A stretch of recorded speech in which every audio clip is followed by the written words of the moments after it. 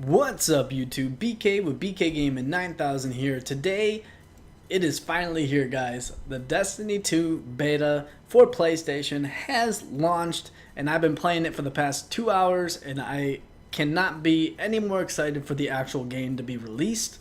But there are a few things that I would change, but right now I just kind of want to go over what the beta has to offer, what new things we can get from this beta that will be in the future of the game, and some other tidbits and stuff like that. So first thing off, you're going to want to open your director. It does jump you into the homecoming mission for your first thing to do in the beta, so don't think that you're just going to jump right up into the open director right here, but the first thing you do is play the homecoming mission. So let's go ahead and open the director. You see we have three things. We have quick play. This is pretty much just control on the same map over and over again, but it's pretty fun. We have the inverted spire, which is the strike, which is awesome. I just finished that earlier today. It was pretty sweet. And then we have competitive, which is countdown, the new countdown in this game, which I feel is pretty good. I like it a lot. It's definitely very tactical, so you don't want to run and gun, but it's definitely more of a, this is how you can hold your enemies. So that's my 2 cents with that. If you look up at the top, you have the destinations, and then you can say your roster, and this is how you guys invite people to the game and how to play that. But without further ado, I am playing on the Titan for the first time. We're going to go over the striker build real quick. This is the one that I've been mainly using. I used half and half today, so 1 hour on the Void and 1 hour on the striker. So this one I've been using the pulse grenade. I find the pulse grenade is amazing when it comes to Crucible. Awesome. We have the towering barricade. I haven't really tried the rally barricade yet, but this one pretty much puts up that wall of defense where no one can shoot through it and then you can protect yourself from it. We have the high lift, which I kind of want to have a different movement, but everything's a lift now, so that kind of counteracts the Titan skating a little bit. We do have the Fist of Havoc slam. We have aftershocks, so damaging enemies with seismic strike recharges your grenade. Magnitude, gain additional grenade charge, increases the duration of the grenade effect. We have terminal velocity. Fist of Havoc ground slam attack leaves a damage dealing field, so it's pretty much like the aftershock. And I actually killed someone during the stream in the last second of the last match doing that, so that was pretty cool. Then we have the seismic strike, which is basically shoulder charge. Now the fun thing about the shoulder charging is everyone's like, oh, shoulder charge is back. Well, yes it is, but it's not as powerful. I can shoulder charge somebody and they won't die. So if they're at full health, they won't die. But if they're at weak health, then yes, they will die. So it's definitely something of an improvement. We have frontal assault for the upgrade points that you can get from doing the lost sectors and other little story missions in the game to kind of rank these up. We have front assault, strike enemies with melee ability to reload your weapon and increase your weapon stability. We have reversal, melee kills immediately trigger health regeneration. Knockout, critically wounded an enemy or breaking their shields increases your melee range and damage. And trample, killing enemies with Fist of Havoc extends its duration, which is crazy to me, absolutely crazy to me. Going over the Void, the Sentinel, we have the suppressor grenade, which I found to be good during Crucible. That way you suppress your enemies from using their grenades and abilities as well. We had towering barricade as well. These two are the same for the Titan. I think these are going to be the same throughout all the subclasses for every single character, so these ones aren't going to change. So it's either you have one or the other on the Void, Arc, or Solar, depending on when they want to release that. For the Sentinel Shield, this is something that I didn't know how to use, but figured out by reading this. So L1 and R1 to summon a shield, a Void. While Sentinel Shield is active, press R1 to attack. Hold L2 to guard. Press L1 to perform a shield throw. And right now you only have one shield throw. And then it binds to L1 plus R1. Going up here, we have Ravaging Force. Melee kills restore health for you and your nearby allies. Turn the Tide over shield, doing melee damage. Ward of Dawn is back, ladies and gentlemen. You have to hold the L1 and R1 to activate it, and it does a little animation, and it's definitely cool. And defensive strike. And then we have the high lift, strafe lift, and catapult lift as well on this one. For this one, we have Superior Arsenal, grenade kills, recharge your grenade energy, shield bash, so this is also like a shoulder charge in a sense. We have second shield, so instead of performing one, you can perform 2 shield throws. And then in the trenches, kills while surrounded by enemies, reduce the cooldown of your super, which is definitely cool.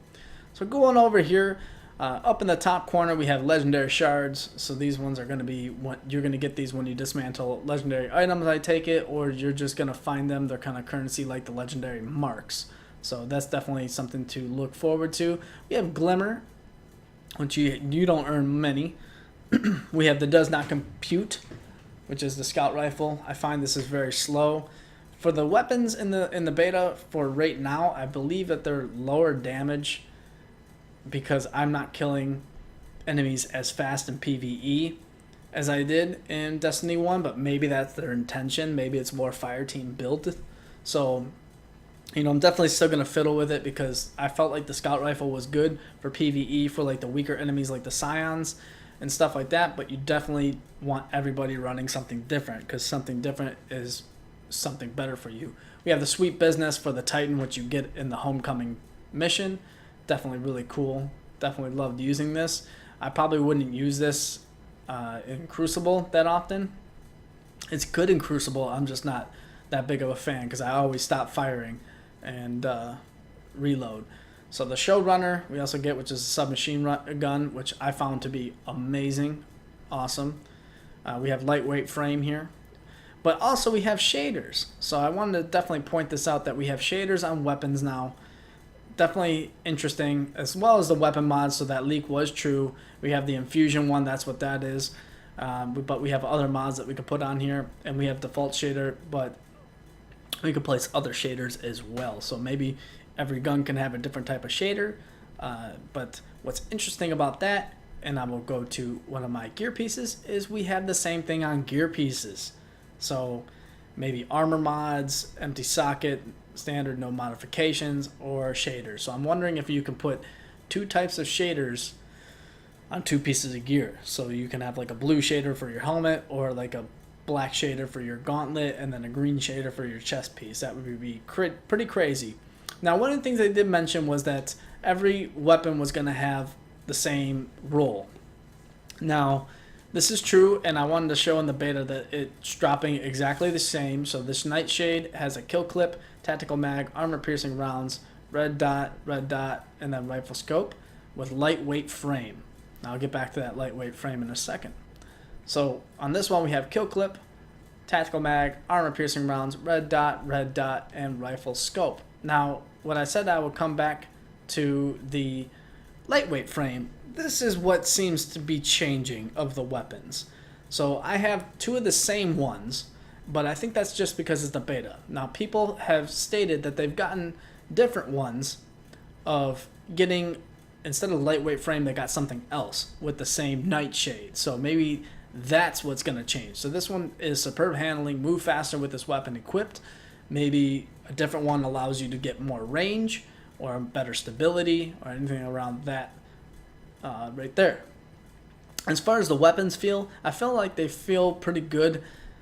I definitely feel the submachine guns are really all over the place, and you really need to aim down sights for them. But that's my only opinion. And you can see if I dismantle this, nothing happens. So we don't get anything because obviously it's a beta. So we got the Minute 42, which I found to be a really good hand cannon. I like this hand cannon. It definitely doesn't 3-tap in the Crucible like other ones would at this impact. But maybe they'll change that because I definitely know they're looking at changing some of the weapon powers and stuff like that. So that's something to look forward to as well. We got the Death Stalker for AU, which is an awesome auto rifle. I think this thing looks really cool. Definitely something different. Definitely a different look, different feel, all the above. And then we got the Phosphorus MG4, which is a submachine gun, which I think looks amazing, but it doesn't do that much in my opinion. I did get the Copperhead 4SN from the Strike, so this is the Vest, the new Vest faction sniper rifle. I did get a couple kills in the Crucible with it. It did feel really good, but it also feels like the stagger on the sniper rifles is immense. I haven't used the shotgun really that much, because you only get a couple power weapons during the match, and if you don't get the power weapon, then it's gone. Your other teammate can grab it, or the enemy can grab it. So we also have the grenade launcher, which I use during PvE, which is fun during PvE, but I definitely feel other weapons like a sniper rifle is more viable due to the higher impact and stuff like that. So we get the Last City shell, which is the same shell, but you can also put a shader on the shell. So I'm wondering if the Last City shell can be, you know, blue and white or something like that, if you so choose so with the shader. And these ones are random mods. Some, I guess, is random resilience, mobility, or recovery. And that's what's different this game rather than Destiny 1-2. You don't have intellect, discipline, or strength. You have recovery, increase the speed at which you regain lost health. We have mobility, increase your movement speed and maximum jump height. And then we have resilience, increase the amount of damage you can take before dying. So that's something that you can definitely look into, because when you started this match, when I started this place, I was all resilience. So I wasn't really dying that often, to be honest with you guys. Because you can put this all the way up here, and make sure that you're resilient to the max, as they say. Obviously, I turned mobility on there, but put resilience back on, or you can have recovery. So it's resilience and then mobility or recovery that you can do for that one, which is definitely good. And then I got this cool new cloak. It kind of looks like a butt cape. That's what I've been calling it. And then moving down, we have the emotes. To get down here, you don't just press down on here or X on this little arrow. You actually use your D-pad. So press down on the D-pad. You can access your ships. Now I wanted to show you guys the ships, because obviously the ship looks awesome, but when you come over here, oh, look at that, you got some mods that you can put on here. So change the color of your gear. So my guess is you're going to be able to change the color of the ship, and you can get ship shaders. And obviously we have the emote, and then we have emblems, and then this one is vehicles. So we don't have any vehicles during the beta, which is kind of, you know, I expected that. So the big thing here is that you can get shaders and then mods for your gear as well as your weapons, which is going to be interesting. So obviously the solar damage mod is what's going to be with solar damage. I bet you this is how you're going to be able to change the exotic weapon for the PlayStation exclusive that has all 3 burns available on it. I bet you it comes with all 3 mods on it, so you can change that mod whenever you want, but also the shaders to make it look different and unique to your character, which is pretty cool. So my overthoughts of the beta so far is a lot of fun. I definitely think that they need to increase the weapon damage for PvE, because of the fact that it just feels really dragged out, and I feel like I'm losing a lot of ammo really quick, especially using an auto rifle as my main gun. And I feel like the ammo drops for primary weapons and your kinetic weapons is not as often as I want. Like, say I kill an enemy with my primary weapon, I'll rarely see a primary ammo box drop for that kill. So that's something that they probably need to address as well. But just to let you guys know, this is the beta. It's not full release, obviously, so there are going to be issues, there are going to be fixes, there are going to be things that they're going to put in here that they might not put in the final product. So it's definitely something to think about. But what I am excited for is coming on the 23rd, starting at 10 a.m. Pacific, 12 p.m. I should say, Eastern, or not Eastern, Central, and then 1 p.m. Eastern. The farm space will be available for 1 hour. So definitely be on the 23rd around that time, so that you guys can enjoy the farm social space. I know I'll be there, so hopefully you guys will be there. If you guys enjoyed this video, please like, subscribe for more Destiny 2 content in the future, and I'll see you in the next one. Peace.